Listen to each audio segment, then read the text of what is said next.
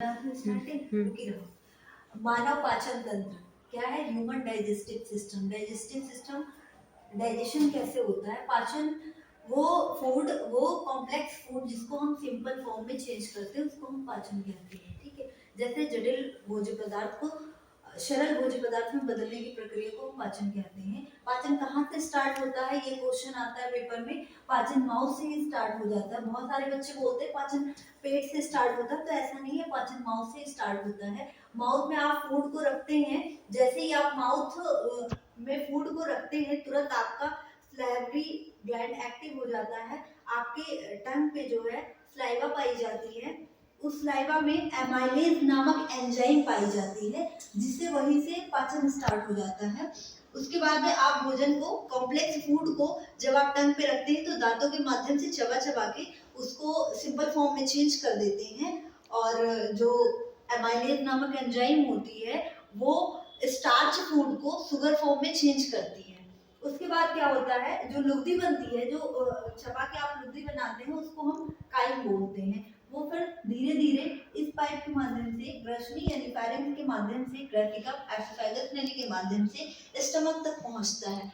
Stomach में, ये stomach के ऊपर एक लेयर पाई जाती है जिसको हम श्लेष्म बोलते हैं।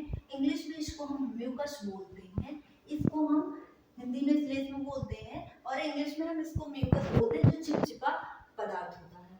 उसके बाद में इसमें एक वो पाई जाती है, क्या कहते हैं, गैस्ट्रिक ग्लैंड पाई जाती है।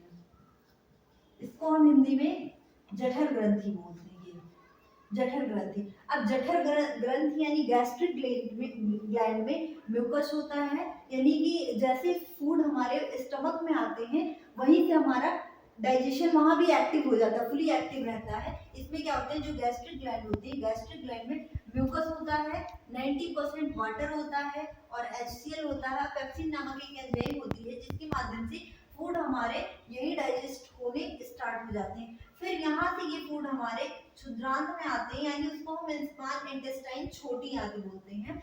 छोटी आंत में कंप्लीटली डाइजेशन हमारा छोटी आंत में ही होता है। यहाँ क्या होता है, ये अग्नाशय, पैनक्रियाज, यकृत यानी लीवर, ये पित्ताशय, गॉल ब्लैडर, ये सब मिलके यहाँ छोटी आंत में, स्मॉल इंटेस्टाइन में डाइजेशन करते हैं। इसमें क्या होता है, जो चीजें बच जाती है, जो चीजें नहीं डाइजेस्ट होती, वो बच के आती है कहाँ, लार्ज इंटेस्टाइन में। इसमें क्या होता है, ये पानी, वाटर का एब्जॉर्प्शन करता है, और जो सॉलिड होते हैं, यहाँ सारे वाटर का एब्जॉर्प्शन हमारा जो है लार्ज इंटेस्टाइन करता है, और यहीं से क्या कहते हैं, जो हमारी यूजफुल चीजें होती हैं वो हमारे सेल्स में चली जाती हैं, और जो हमारी वेस्टेड होती हैं वो एनएस यानी ये गुहाद्वार के माध्यम से बाहर निकल जाती है।